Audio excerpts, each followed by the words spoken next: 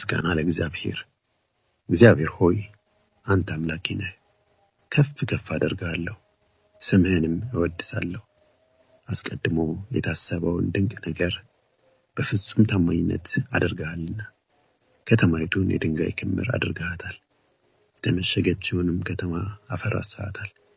የተመሸገችው የባዕድ ከተማ ከእንግዲህ አትኖርም፣ ተመልሳም አትሰራም።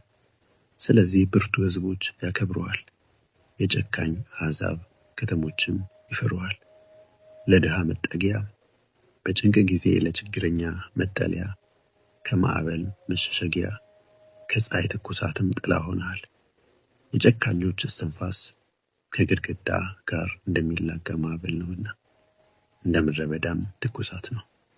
የባዕድን ጩኸት ረጭ ታደርጋለህ። ትኩሳት በደመና ጥላ እንደሚበርድ የጨካኞችም ዝማሬን እንዲሁ ጸጥ ይላል። የሠራዊት ጌታ እግዚአብሔር በዚህ ተራራ ላይ ለሕዝብ ሁሉ ታላቅ የምግብ ግብዣ፣ የበሰለ የወይን ጠጅ ድግስ፣ ማለፊያ ጮማና ምርጥ የወይን ጠጅ ያዘጋጃል። በዚህም ተራራ ላይ በሕዝብ ሁሉ ላይ የተጣለውን መጋረጃ፣ በመንግሥታት ላይ የተዘረጋውን መሸፈኛ ያጠፋል፣ ሞትንም ለዘላለም ይውጣል።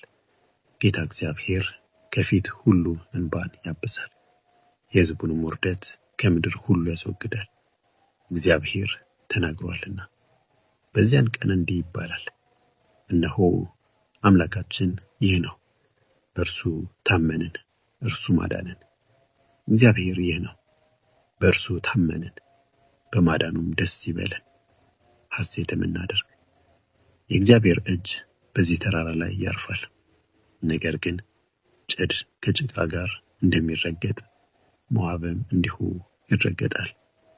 ዋናተኛ ሲዋኝ እጁን እንደሚዘረጋ በውስጡ ሆነው እጃቸውን ይዘረጋሉ። ጌታ በእጃቸው ተንኮል ሳይታለል ትዕቢታቸውን ያዋርዳል። ከፍ ብሎ የተመሸገውን ቅጥርህን ዝቅ ያደርገዋል፣ ወደ ታች ያወርደዋል፣ ወደ ምድር አውርዶም ትቢያ ላይ ይጥለዋል። ምስጋና ለእግዚአብሔር። እግዚአብሔር ሆይ አንተ አምላኬ ነህ። ከፍ ከፍ አደርግሃለሁ፣ ስምህንም እወድሳለሁ። አስቀድሞ የታሰበውን ድንቅ ነገር በፍጹም ታማኝነት አድርገሃልና ከተማይቱን የድንጋይ ክምር አድርገሃታል። የተመሸገችውንም ከተማ አፈራርሰሃታል። የተመሸገችው የባዕድ ከተማ ከእንግዲህ አትኖርም፣ ተመልሳም አትሰራም። ስለዚህ ብርቱ ሕዝቦች ያከብሩሃል፣ የጨካኝ አሕዛብ ከተሞችም ይፈሩሃል። ለድሃ መጠጊያ፣ በጭንቅ ጊዜ ለችግረኛ መጠለያ፣ ከማዕበል